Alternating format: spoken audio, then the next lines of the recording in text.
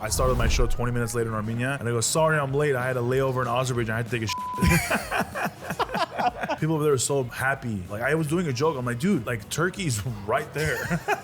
Azerbaijan is right there. Right. When I landed, my phone said, welcome to Turkey, and I go, oh, fuck. Do you have a practice or a saying that you tell to yourself when life gets overwhelming or no? No, I always complained on stage how my dad never really hugged me. More affectionate. My dad was super like tough on me, and I became my dad. And my dad till this day goes, "That's not true." I'm like, who are you talking about? You never hugged me. I've been like the basketball game shooting free throws. I look up in the stands. You're not there. You know?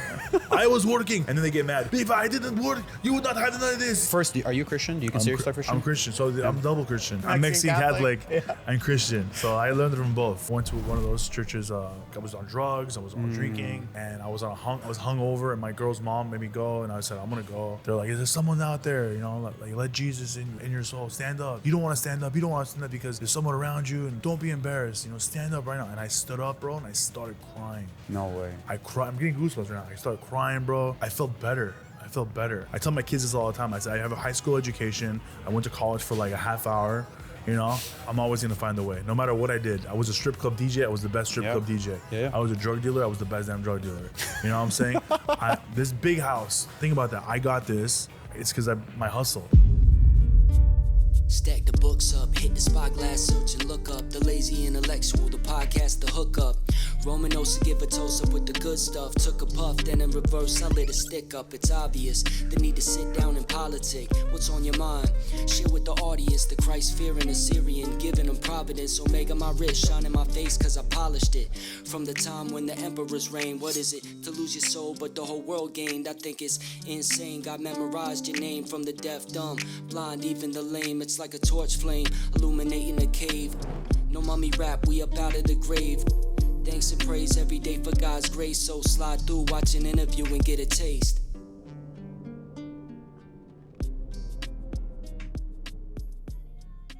Today I have with me a world-renowned comedian who's been all over the world, including now Armenia. Yeah. Last time he was on the podcast, he was literally on death's door. He had to drag himself out of a hospital bed just to make it to the interview. But today he looks like he's in much better condition. The man who's zealous about his ethnic background, Jack Jr. What's up, man? How you doing, man? Yeah. It's been a year. Has it been a year? Yeah. It's our last part. Wow, that's crazy, man. I'm proud of you, bro. I'm seeing you, all your clips. You're doing well, man. Thank you, man. You're representing your culture, your background, and that's a very important thing a lot of us aren't doing right now. So I appreciate it, bro. And honestly, I've been seeing you do amazing things. Like I just said, you literally traveled to Armenia for a comedy show, sold out show. That's insane. I sold out 3 shows in a country I've never been to, which is amazing. And you're not even fully Armenian. I'm half Armenian, but honestly, it's Armenian. If you have 5% Armenian, you're Armenian. There you go. I got accepted like crazy over there, man. They showed me so much love, and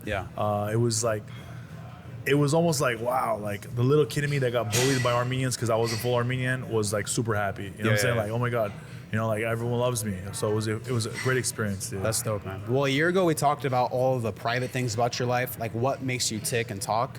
Today, I want to know more about like your public perceptions and how you think about certain things. Sure. So I actually have a question that I asked all of my mentors. Yeah. And I asked them, and they're all very successful men, made their money, and they have a family. And I said, would you rather have money but be an older father, or would you rather be a younger father but have no money?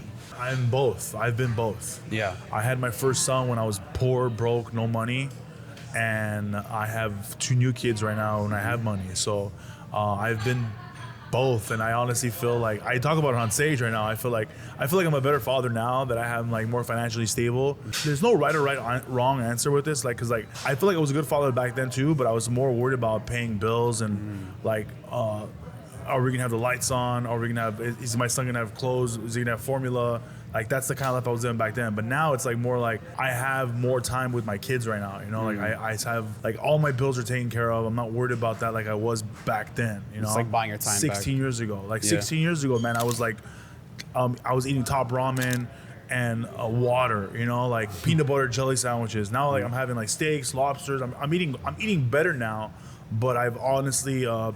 I've gone to spend some more time with my kids, you know, like there's no right or wrong answer. I feel like I am going to be the best father no matter what situation I'm in. Cause I think that's, any father would be in that, like, if you want to be a good father, bro, like you just got to show up and just be there. That's the thing. But if I had to choose, I had to choose, Yeah. I would probably say financially stable. That's interesting. How old were you when you became a father? 24. Okay, so you were really young. All my mentors had their kids in like their 30s. Yeah. So I think in like their perspective, they're like, we wish we had more time with our kids. That's why they were saying. Well, that. yeah. I mean, that I could totally get that. But honestly, when you have kids, once you have one, you'll know you're only really gonna have the first to like when they're babies up until they're 13. Because when they're 13, all they care about is their friends. Yeah, that's true. That's too. it. So like you just need those good 13 years, man. Yeah. You know, and then I think, and then there's like a big gap. And then when they turn, like my son Nathan just turned 21, like he was like, oh, I hate you, teenagers. Yeah. But now he's like become closer with me. I took him to Vegas for his birthday and we've been bonding more. So right now Dominic and Tristan are in that, like that stage, like. Well, it's good. One gets out of that stage, another one gets in it. You can just move them around. So right now, like my Dominic and Tristan are in that stage where they're teenagers. They love their girlfriends, their friends, and they're not really like, they're present, Active, but I'm more focused on my little babies, So while you had them in your life, what was the most like unexpected lesson that these kids gave you? My kids taught me the most. Oh man. Because the dad's always teaching the kids, right? Wow. But flip it. What have they taught me the most? That's a good question, man. Honestly, I maybe be more loving, more caring, more patient. Yeah. As I got older, I developed these qualities through my kids.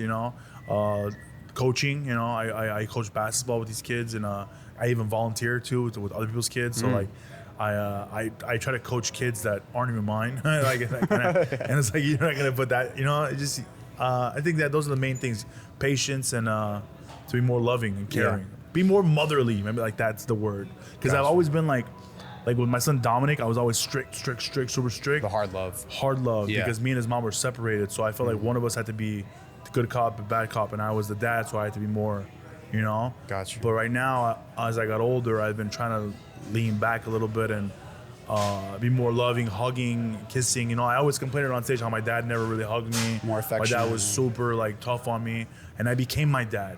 So now I'm trying to like end that cycle. I'm always like hugging my kids and loving them and telling them how much I miss them. That's gotta be hard for a person that never received that. Yeah, it's so hard, dude. Like, Yeah, and you my have to break dad out till of this the day goes, "That's not true. That's not." But our Middle Eastern Armenian parents, they just say like I'm like, who are you talking about? You never hugged me. Like you were never. I've been like the basketball game shooting free throws. I look up in the stands. You're not there.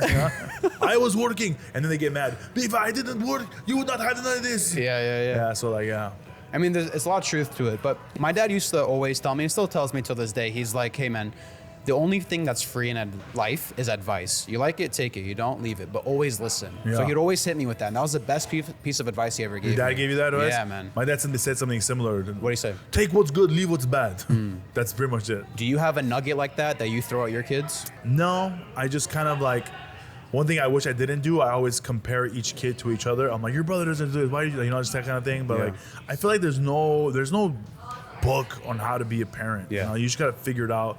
Unfortunately, we make mistakes and we learn, and our job is to not repeat those mistakes. You talk a lot about your past life, the drugs, women, alcohol, stuff like that. You've been sober off of the drugs for a long time. You still drink, I'm sure, but probably not as bad. Not as bad as that. Right. Yeah. And so a lot of times you look at a guy who fell down that path, those are like life-ruining, like life-changing factors, ending. right? Yeah. But you, like, it made you. Yeah. So why do you think like it made you, but it broke other people? I feel like I've always set to like be successful, but I always had it in me. Wherever I worked at, I was always getting promoted or moving up, and I felt like I was pretending to be someone who I wasn't. Like smoking, drinking, getting messed up, being like that guy. Like I was like searching for something, and it wasn't me. It wasn't me, and I never let those things take over me. I'm a very strong person, and like right now, like for years I've been trying to lose weight. I've been trying so hard, and then my doctor finally told me, "Hey, you qualify for Ozempic," and I'm like, "That's not good news," So that's why I was like, now I'm like, okay. I've been very good at like taking control of certain things, whether it's my financial or how I'm traveling, touring, everything. I've always been very good at when I'm focused. So I said, I'm gonna take this project. How am I gonna lose weight? And I've been intermittent fasting, and I've been dedicated for 6-7 days already. And I already feel like I have a goal in May. I'm gonna be down 50 pounds, and I just think I'm gonna hit it way before. Like I like challenging myself, and I feel like I will never lose, bro. Even if I'm in the worst situation, I could be homeless tomorrow. I tell my kids this all the time. I say I have a high school education. I went to college for like a half hour, you know. I'm just like, I'll always figure it out. I said, we have all this house. I have this big house. Think about that. I got this because of my hustle. Yeah. And that's why I don't think I didn't fall into those cracks. I didn't. It's because my hustle. Could it have turned out any other way where you didn't end up successful? No. I'm always gonna find a way. No matter what I did. I was a strip club DJ. I was the best strip club DJ. Yeah. I was a drug dealer. I was the best damn drug dealer. You know what I'm saying? I worked at Hot Dog on a Stick. I was making the best damn hot dogs. Yeah. I worked at Champs. I was selling all the shoes. Whatever I do, I always put 110, 150% effort in it, and I will always come out winning on the other side. Even right now, people don't think I'm winning right now. I'm over here at this club right now. I didn't even sell it out today. It's a Thursday. I think we sold 100 tickets. It holds 120. But am I losing? No. Because it's a learning experience. I'm going to come back. I'm going to sell out the next time. It's about the way you see things. You got to just be like focused and be happy with your blessings. Right. I wrote a note to myself a year ago. I found it recently, and I thought it would be interesting to bring up today. I wrote, when you start to feel overwhelmed by the world, stop looking at the big picture, focus on the present. And there's a Christian author, he used to be an atheist, now he's one of the biggest, he wrote the Chronicles of Narnia, his name's C.S. Lewis. Yeah. He said, the present is where time touches eternity. Ooh. So, do you have a practice or a saying that you tell to yourself when life gets overwhelming or no? I've actually just been going through this with my wife recently. We were talking about life being overwhelming because like every day there's like a new challenge, bro. Like every day when I think I'm ahead of the game, I'm 2 steps back. And it's just because I'm always comparing myself to other people. That's the problem. So what I started doing is like I started appreciating like what you said in the moment right now. I'm in Arizona right now. You know, I'm gonna sell. You got to be happy with today. It doesn't matter about tomorrow or anything else.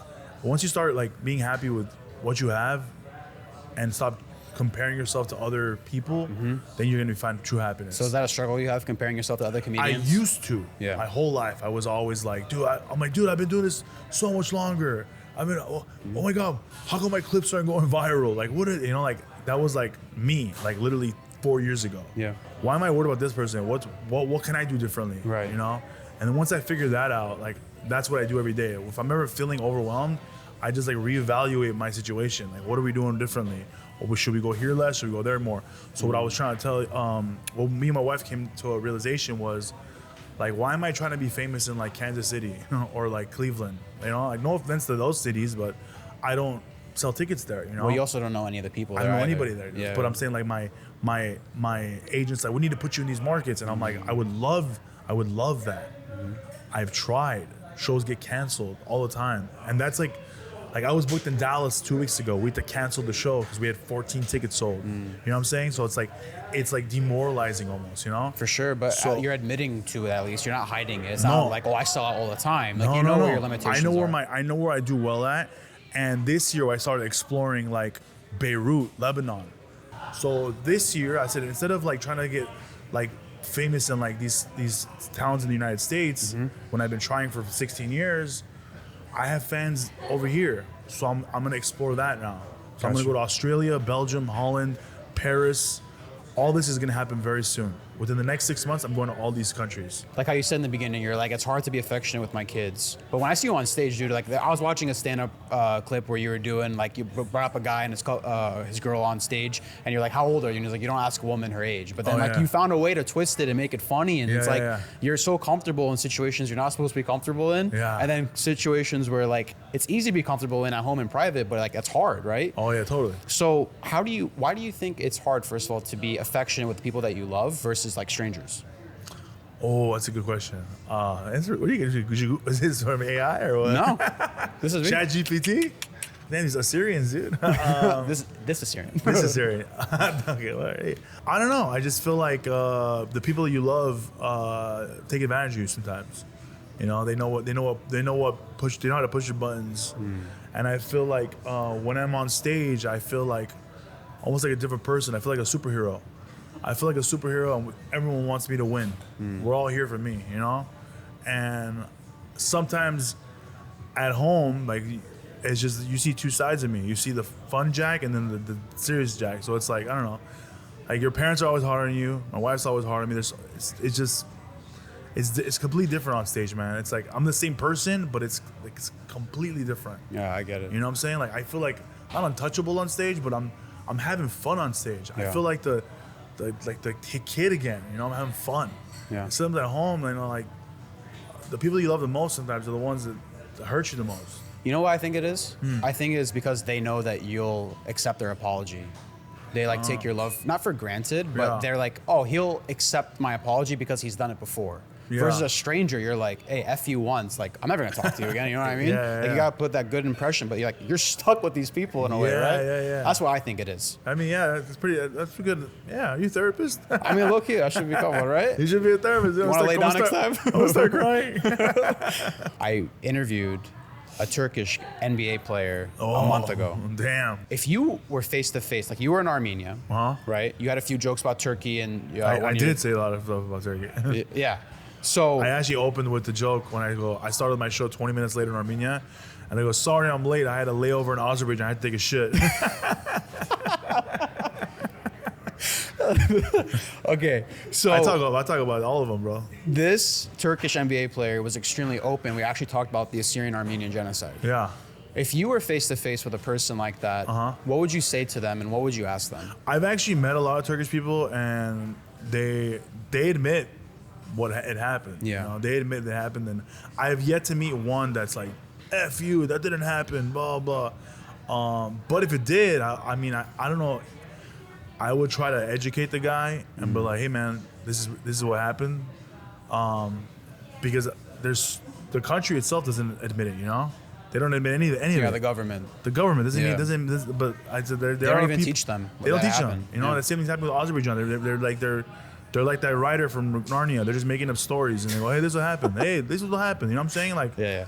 unfortunately, like, I'm not gonna say they're all uneducated, but this stuff really happened to our people, and it's our job to teach it. So I would take it as like, hey, like another student, just like, hey, this is what happened, and teach Yeah. them. You know, That's hopefully, interesting. and hopefully they would understand. But if it gets violent, I'm gonna, you know, hey, Yeah, you gotta do what you gotta do. we gotta do. Well, so when you were in Armenia, do the people there care about what Americans say? Like when we talk about like the atrocities happening overseas, are they like, yes, America's talking about it, so could they not give a shit? So when I was in Armenia, no one watches TV. No one watches the news. I never saw the news, and like, you know, when you turn the TV on over here, it's all this will happen today. Yep. This, like, it's very depressing. Right. It's very sad.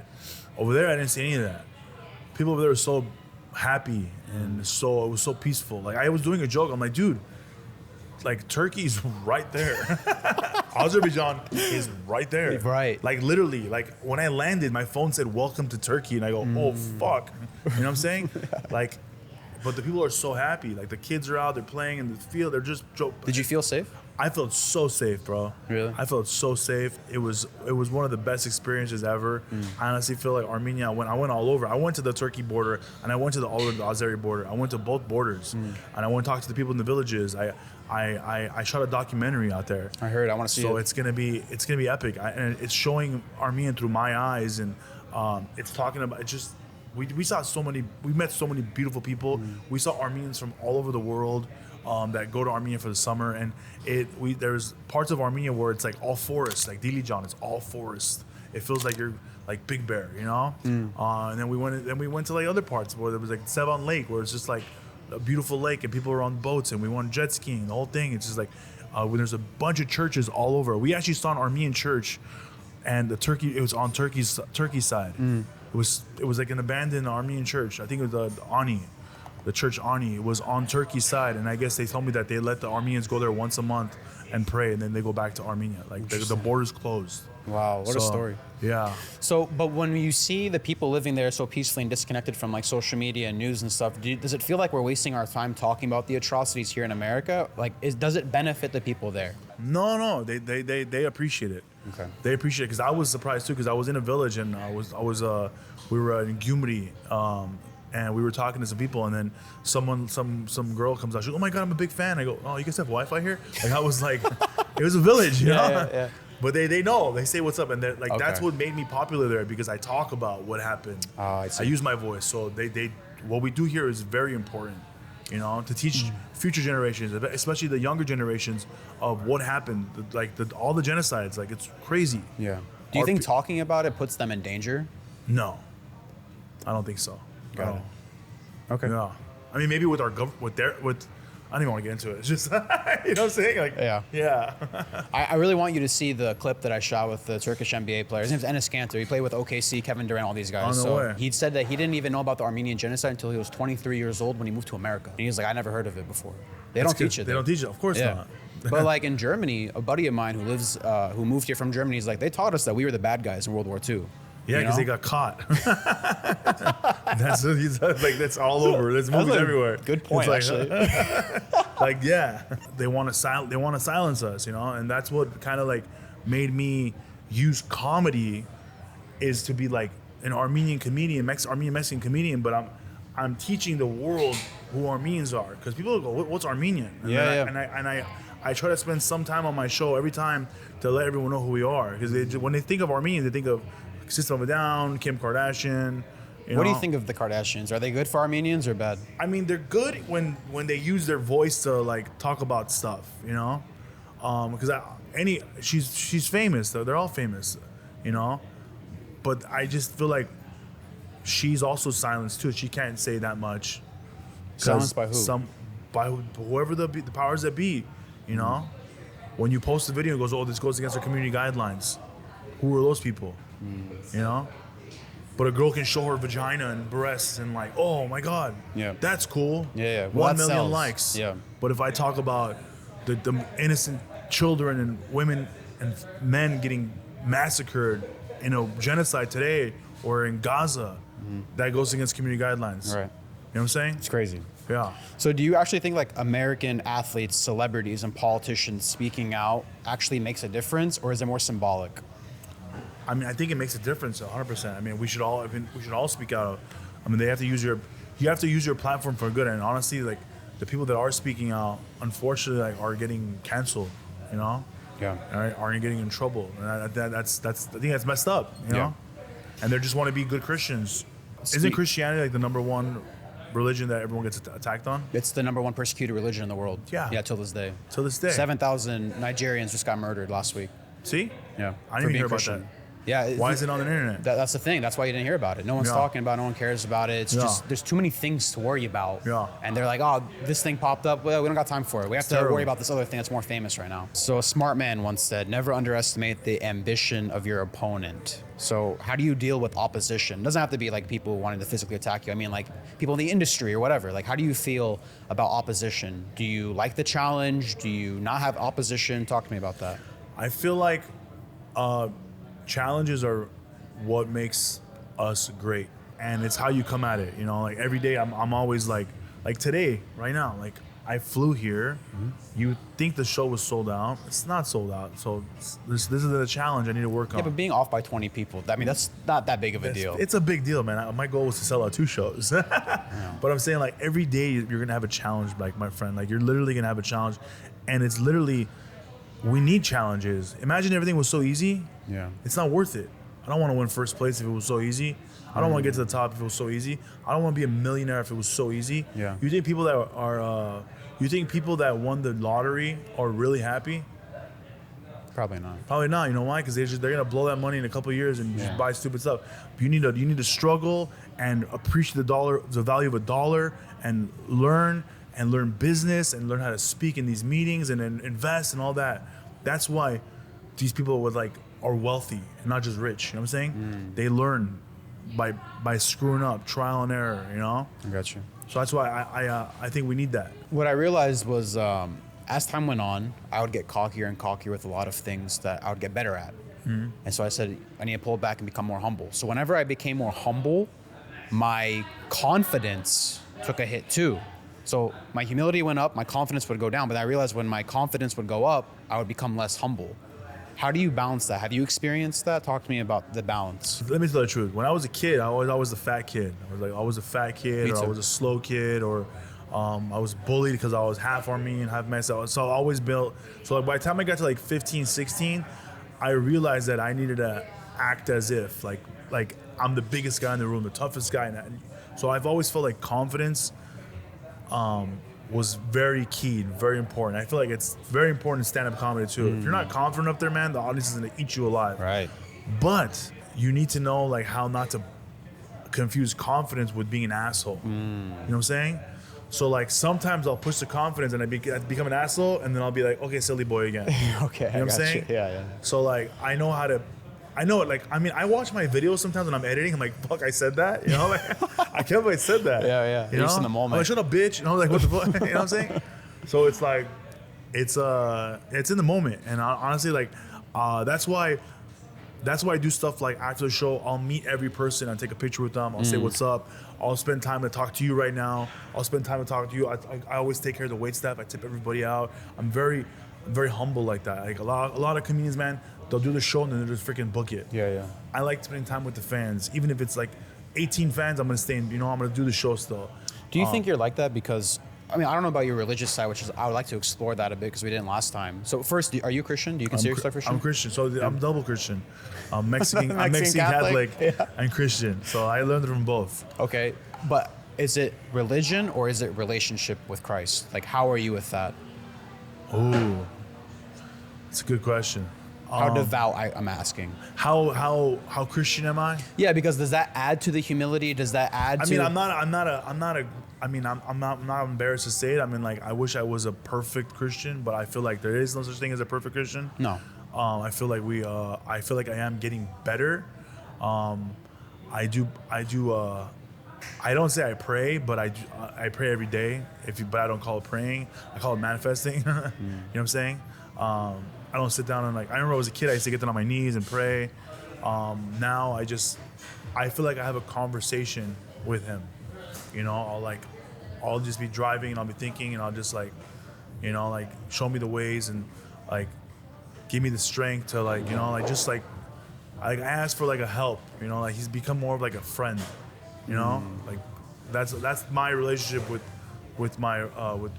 God. Just like be more of a friend. Like because I feel like I've let him down sometimes, and I drink, and I'm just like I'm not perfect, but like I always like when I go to church, man, like I go to like the Christian ones, the white ones. You know what I'm talking about? Yeah, like the Protestant. The ones like give you my heart, Read that like this. Give you my soul. Yeah, like I remember one time I went in there, man, and because I grew up in Armenian church, so I was like, "Hi, man, it's all in Armenian. It's very, it's very Orthodox, old school, Yeah.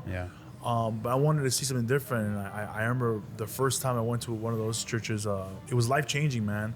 Cause like I remember I was on drugs, I was on drinking, and I was hungover, and my girl's mom made me go, and I said I'm gonna go, and I went in there, and they're like, is there someone out there, like let Jesus inside in your soul, stand up. You don't want to stand up, because there's someone around you, and like you don't want to, but you're embarrassed.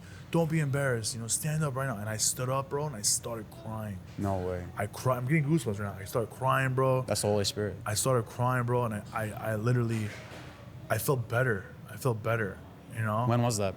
Oh, this was a long time ago, bro. Like maybe 12 years ago. Yeah. But it's moments like that. Like I have those moments where I pray. I thank God for like another day. I thank God my kids are healthy.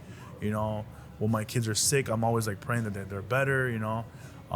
Because it's my new reason why I started losing weight is because I want to live long for my kids. So I'm praying, give me the strength to like not eat that freaking burger. I just like that's how I treat it like it's like a relationship, like a friend. Yeah, I know a few people like that, and there's nothing wrong with that. Everyone has their own relationship with Christ.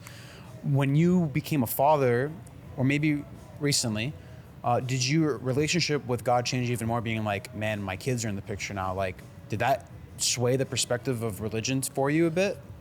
No, I've always been a father, man. I've been a father since I was 24. I'm 40 now. I've been a father. I've been a father for a long time.